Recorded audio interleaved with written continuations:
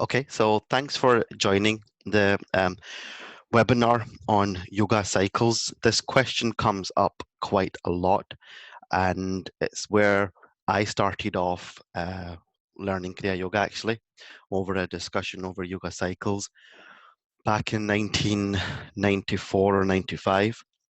And it's very interesting because there's a very large majority of people who are in the belief that we are running through Kali Yuga. And then there is these other calculations which are given and provided by other spiritual masters that are not so famous, they're not really in the spotlight, who have given these calculations based on um, Kriya yogic science and have dug deep within their own intuition to come up with the figures. And actually, those figures which were discovered a couple of hundred years ago are very similar to what Western astronomy, Western science is actually saying. Their figures, and we'll go through this, are maybe about a thousand years out here and there, but they're more or less the same. So this is a presentation on Yoga Cycles. It's a live 30-minute webinar, and this is what Remind Decoded offer all our followers. So we give access to free 30-minute live webinar classes.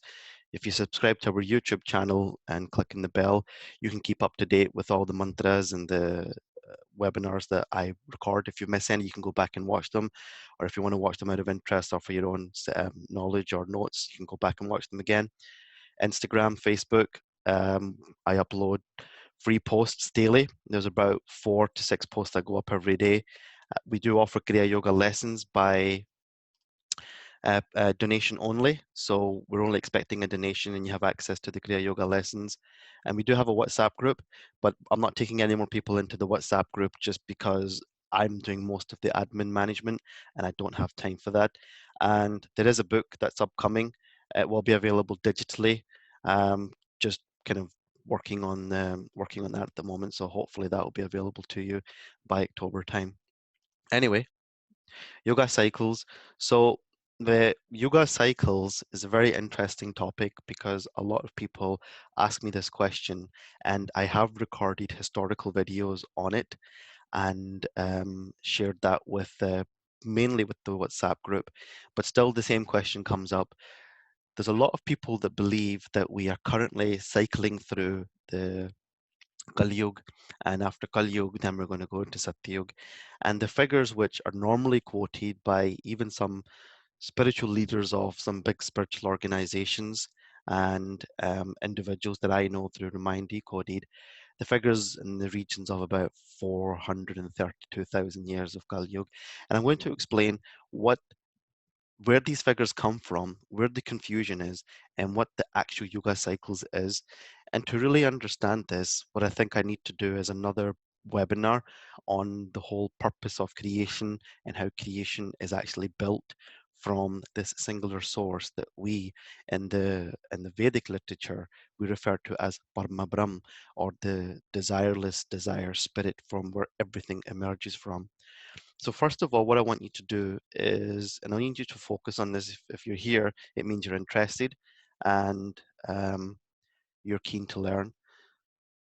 So what I want you to do first is focus on the left-hand side there, and that circle, that diagram, equates to one complete yoga cycle.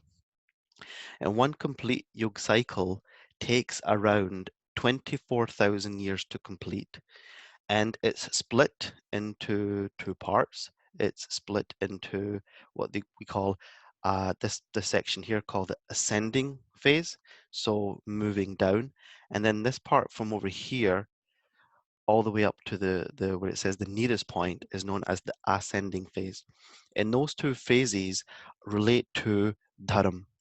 Now that's really important because this is where the other confusion comes, is because a lot of people don't understand the true spiritual definition of what dharma is. And this is all taught in the Kriya Yoga lessons that we teach through Remind Decoded.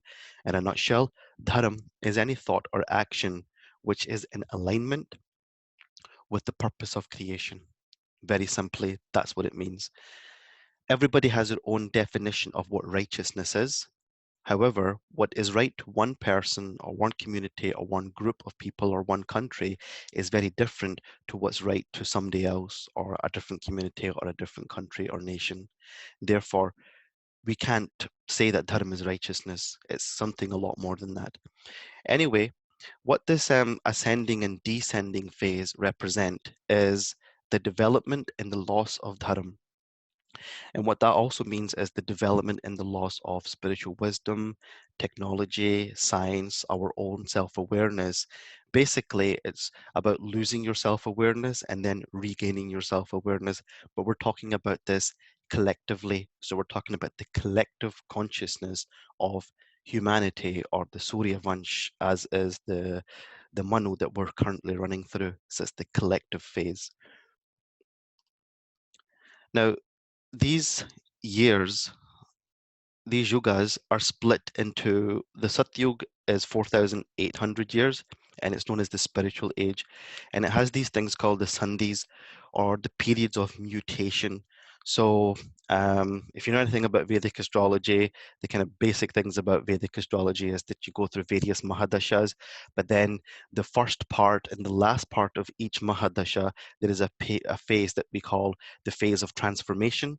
So, for example, if you're going through Shani and you're going through the last part of Shani, depending on your karam and your past karma and the karam that you've created in this life, you will go through a transformation phase as a result of those karam. Creation works in a very similar way based on these yoga cycles. And Satyug has 400 before and after transformation. Then Treta Yuga is 3,600 years, Dwapara is 2,400 years, and Kali Yuga is 1,200 years. But Kali Yuga is actually extended, particularly in the period that we're living in, because we have been around this period here. So Kali Yuga started around about there, or finished around about there. It came to its lowest and absolute point, where the collective consciousness, humanity could not see anything beyond what they could physically interact with their imperfect sensory organs. And the organs are imperfect because the eyes can only pick up certain vibrations, the ears can only pick up in certain vibrations and wavelengths, whereas science now knows that there is a lot more going on within the structure of creation, as do the Vedas say, than what our senses are allowing us to believe. Now, these cycles, so this complete cycle of 24,000 years, so far the cycle has repeated around 83,000 times in the current Manu. And this cycle will continue to repeat.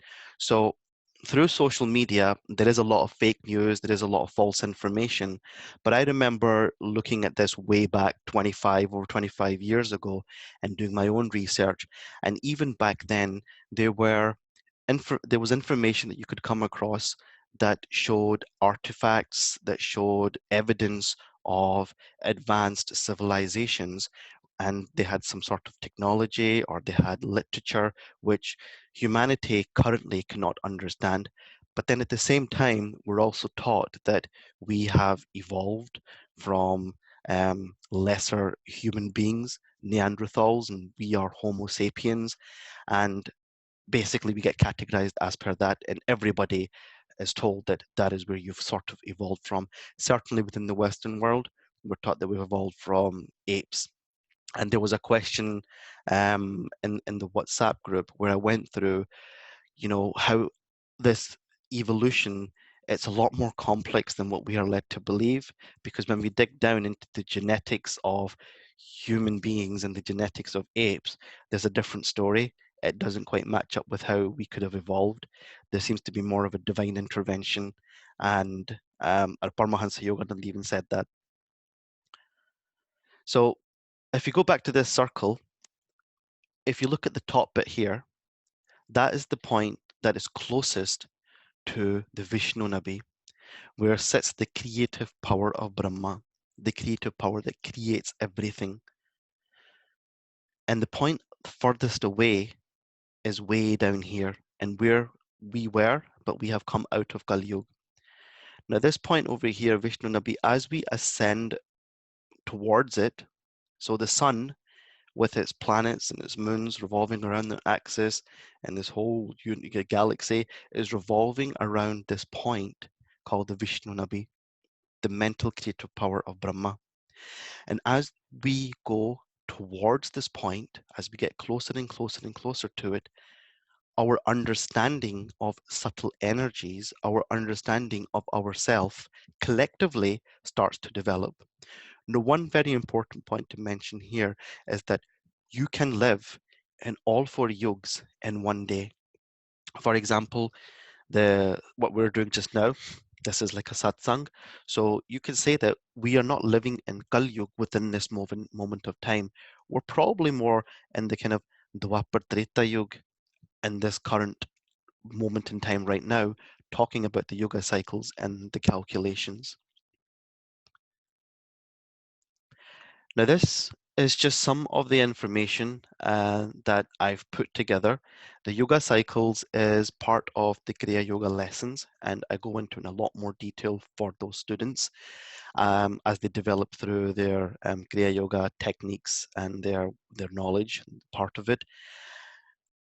So, yugas here on the left, Sat, Treta, Dwapar, Kal, and the focus of each yug. So in Kal Yuga, it's about Maya. It's about being locked within the matrix, within this holographic dimension, which is the lowest point within creation. It's called Garba. We're currently in the Dwapara Yuga, and we are here. I think I've got a figure.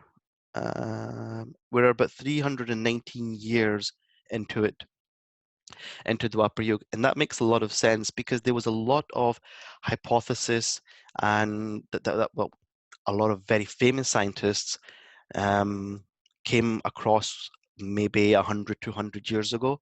So, for example, there was this whole thing about salamanders and how salamanders had these life energies that were being measured maybe about 100, just over 100 years ago.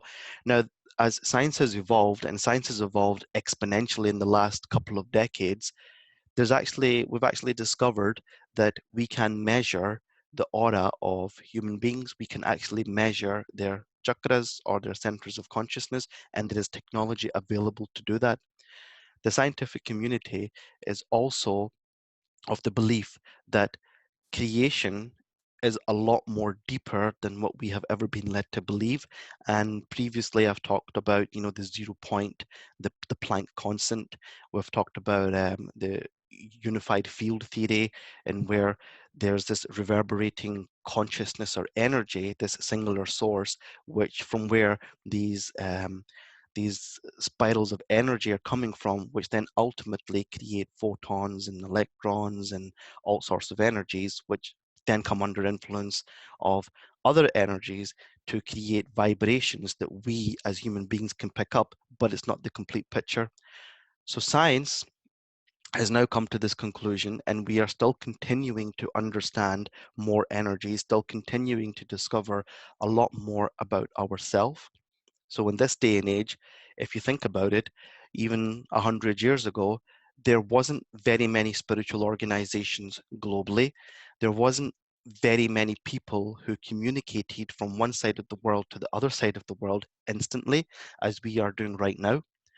When you're living in the kind of a more advanced stage of Treta Yuga and Satyuga, what we're doing just now would actually happen face to face, but it would happen in a very different way. We wouldn't be using the same technology. This technology would be obsolete. It would be old school stuff, and we'd be doing it mentally with one another. So mentally, we would be able to transfer information. And if you go all the way to the right side of this chart, I've called it comms, but basically that is different forms of communication as per the yoga. The lowest form of communication is this Vikari, then Pashyanti, then Madhyam, which is sort of in between. Pashyanti is more like developing your power of intuition, developing clairvoyance, developing more of a gut instinct, or developing more your sixth sense. Some people are very good at going with the gut instinct, and we've spoke about this whole heart brain connection.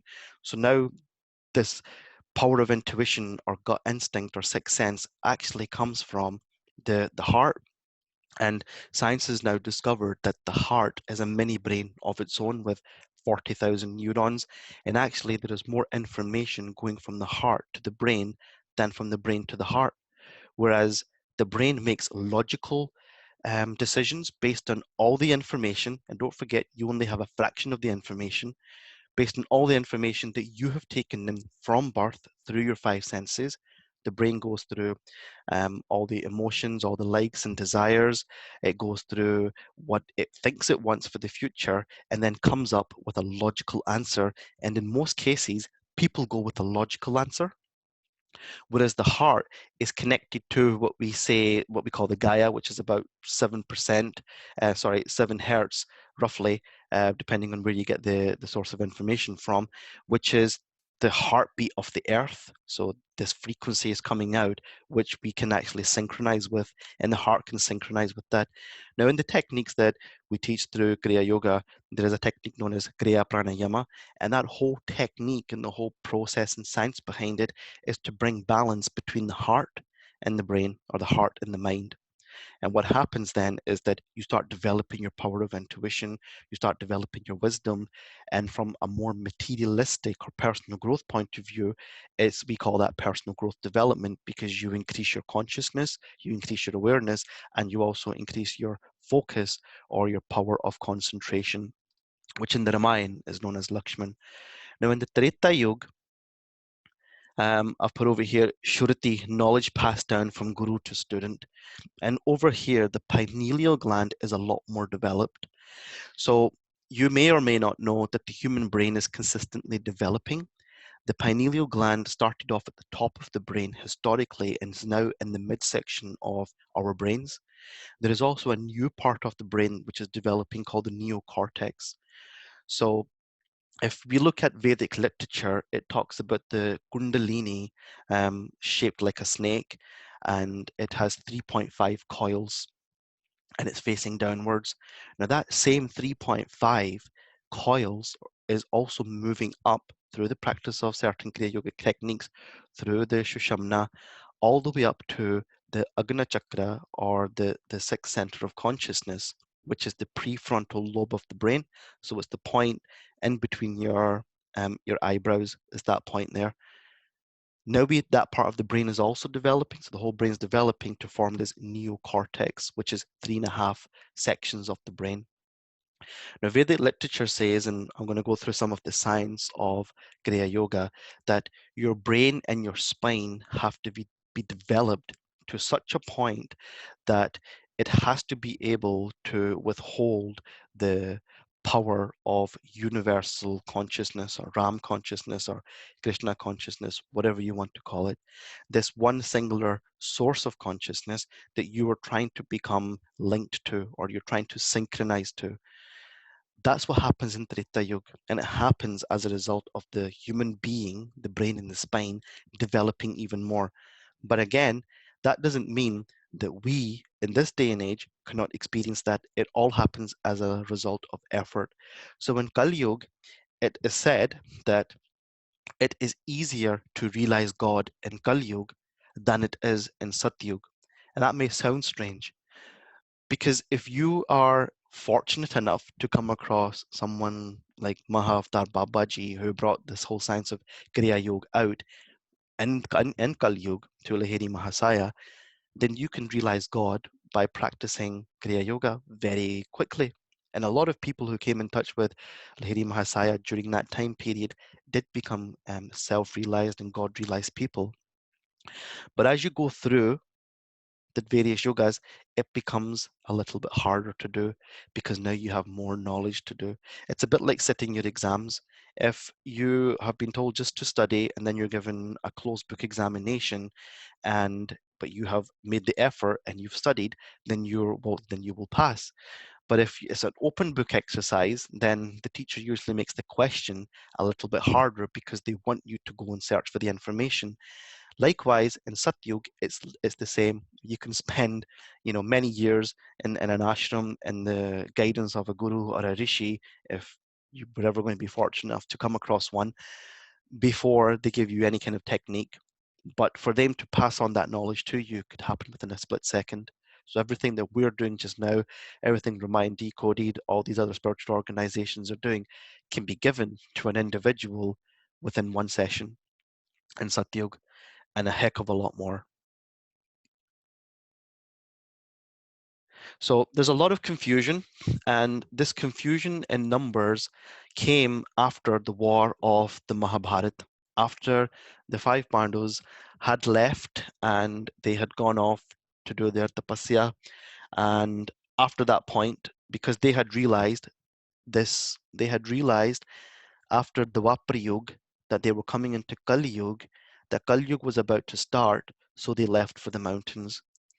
Now, the people that they had left behind then made those calculations in the time period, in the time period of the mutations of Kali Yuga on the various Yuga cycles. Now, this is what I want you to consider before I go into the confusion of these numbers, is this sutra from the Yoke Vashisht.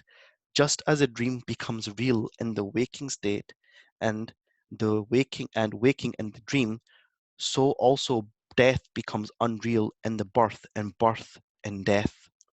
Now, I only want you to focus on the first part of that Yoga Vashisht Sutra about the dream.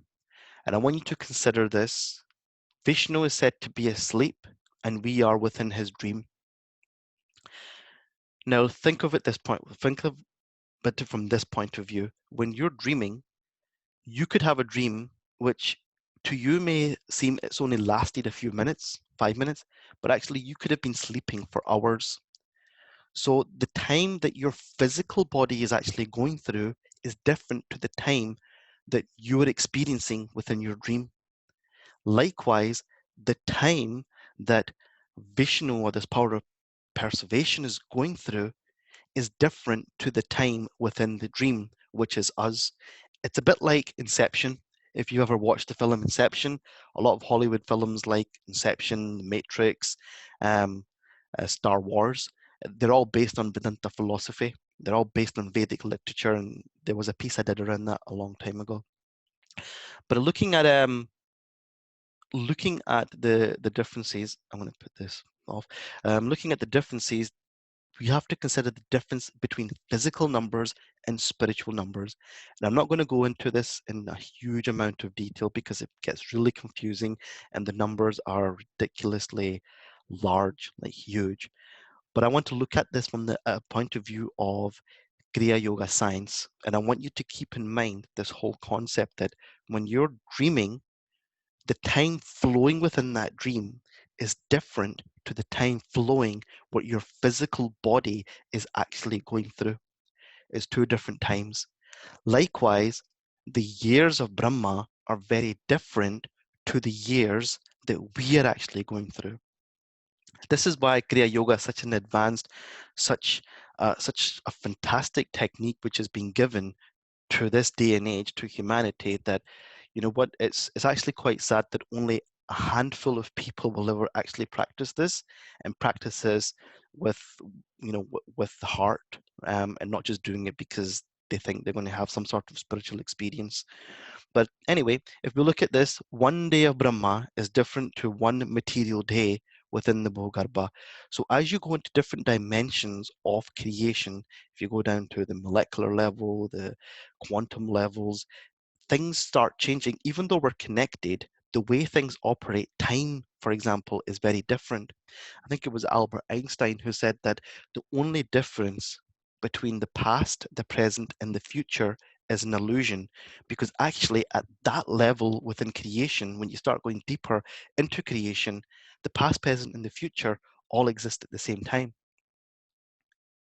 Now think of this, Vishnu is dreaming, whatever time cycle that power is going through is different to the time cycle that we're going through.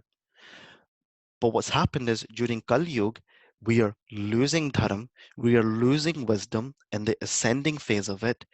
We're losing the wisdom, we're losing the technology, we're losing the self-awareness. And we then, the ego starts coming into play with Chit, the feeling, which starts giving that individual or groups of individuals the sense of, I have to be right.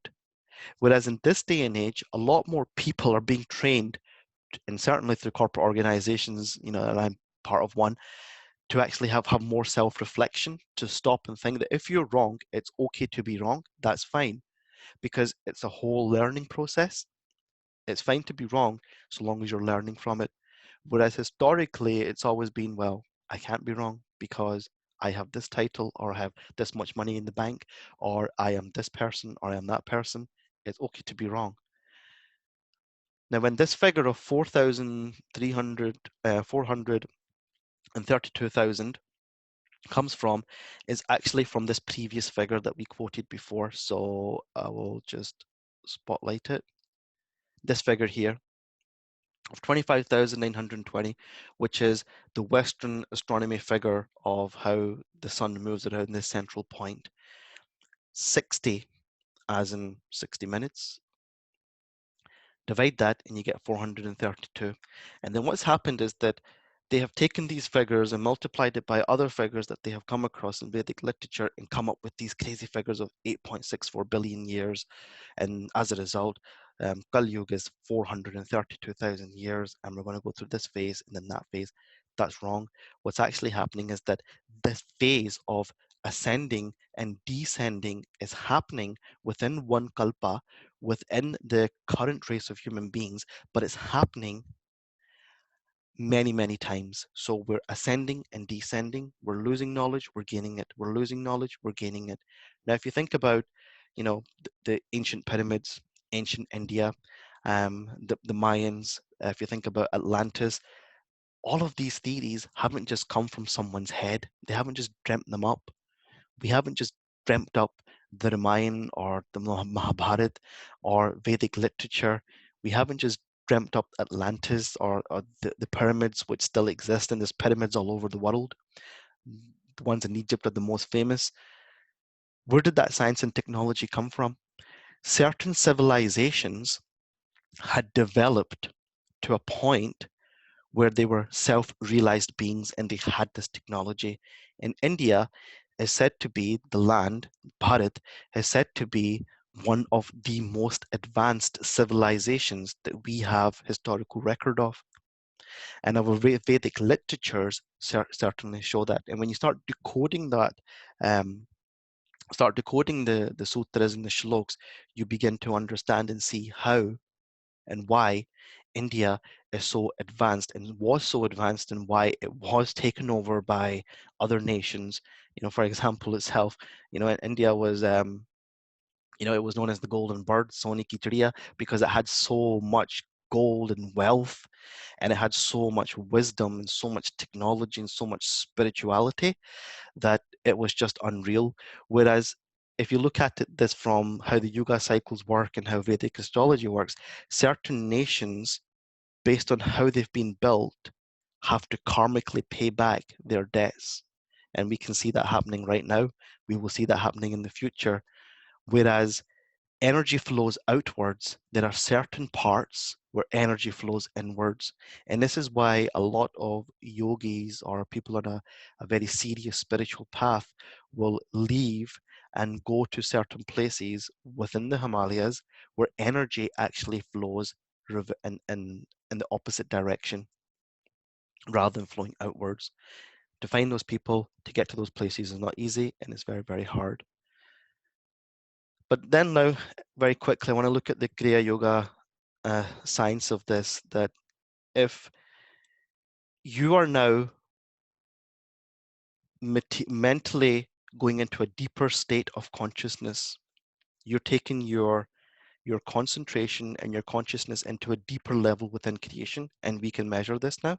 We can measure brainwave patterns, and you're going into the gamma, the lambda, the epsilon levels of your brain waves, which are very similar to the types of brain waves that you would have if you were going into samadhi or a state of suspended animation.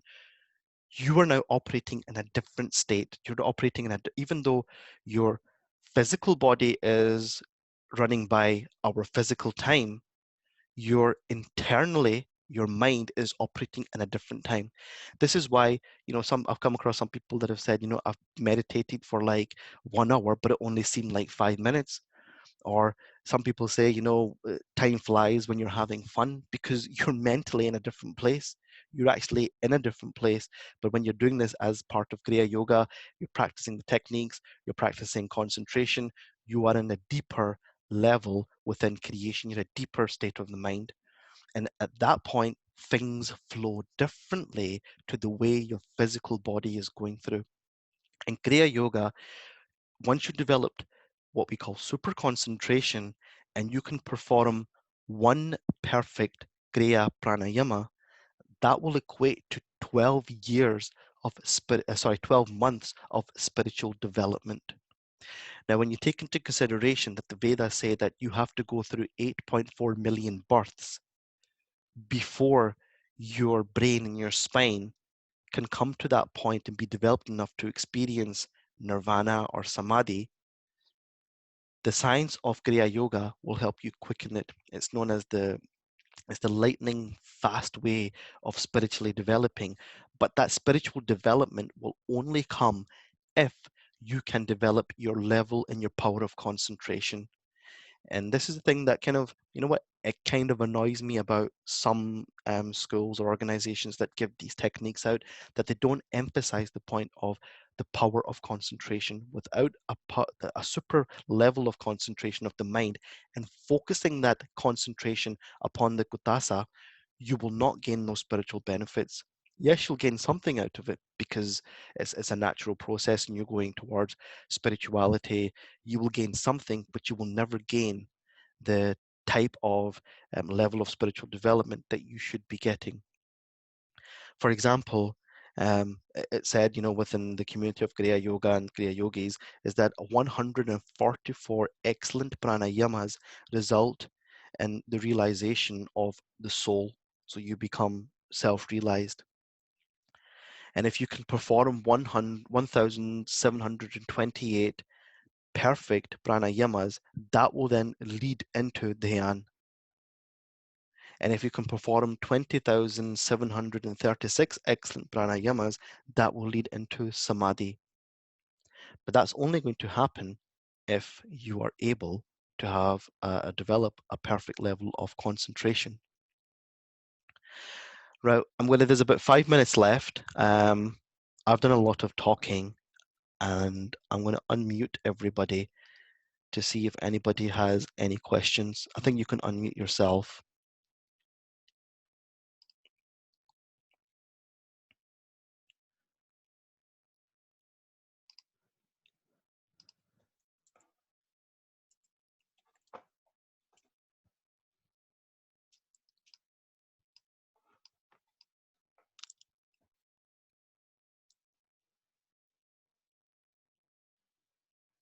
Okay, so nobody's got any questions. If you don't want to ask any questions here in this forum, that's fine. You can also send them to me.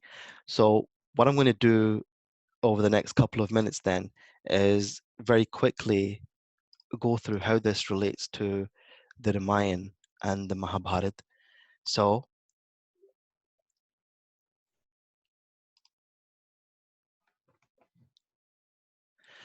Kali Yuga is 1,200 years. There's a question up in the chat.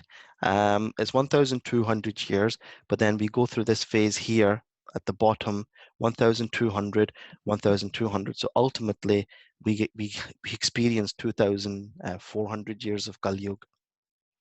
But like I said, Kali Yuga can exist within the mind at any point. Now, this is the point that I'm going to come to over here, that in the Ramayana, the story goes that Bhagwan Valmiki and his disciple saw an individual from a tribal community that had killed the swan. Therefore, that would also suggest that certain groups or civilizations at that time were not developed to a certain level of spirituality. Coming back to my point of this whole process of ascending, descending goes up and down many, many thousands of times within the current race until it's perfected. Now, if you think of it from this point of view, that In Kriya Pranayama, what we're doing is neutralizing the pran and the apan, the pran being the devas and the apan being the suras. We're neutralizing that up and down the spine. So we're causing a friction between those two vayus, those two life forces within the internal spine, within the Shushamna. If you look at creation, doing the whole entire process itself, it's moving the process of up and down, ascending, descending many times throughout this whole entire process of creation. Is doing exactly what we do in Kriya Pranayama, is going up and down. Valmiki wrote the Ramayana about the Satyoke, and the reason why he wrote it, and that time they were able to pass down information through this process of para. He wrote it down because the rishis knew that as we go down in this whole process, what's going to happen is that we are going to start losing our ability to understand deep, esoteric, spiritual wisdom and technology. And this is exactly what's happened. That's why these scriptures were written the way they were written. That's why all the wisdom and all the science and all the technology is hidden, because what they did was they protected it from ignorant, unprepared minds who would try to take it and utilize it in a negative way. Imagine having access to that kind of technology and science. I think in the Kali Yuga, nobody would have hesitated to unleash um, the hydrogen bomb, even though, yeah, we did back in Hiroshima, and look what happened as a result of that. Now, there's only about a minute left remaining on the clock here, so I'm going to end it here, and we can do this as a follow-up if enough people ask for it. But I hope you've enjoyed that, and if you do have any questions, send them through to me. But otherwise, I hope you're safe and having a good day. And the next one is next Sunday, the next live webinar on Mahabharata Decoded on the 14th of June. Thank you very much for your time.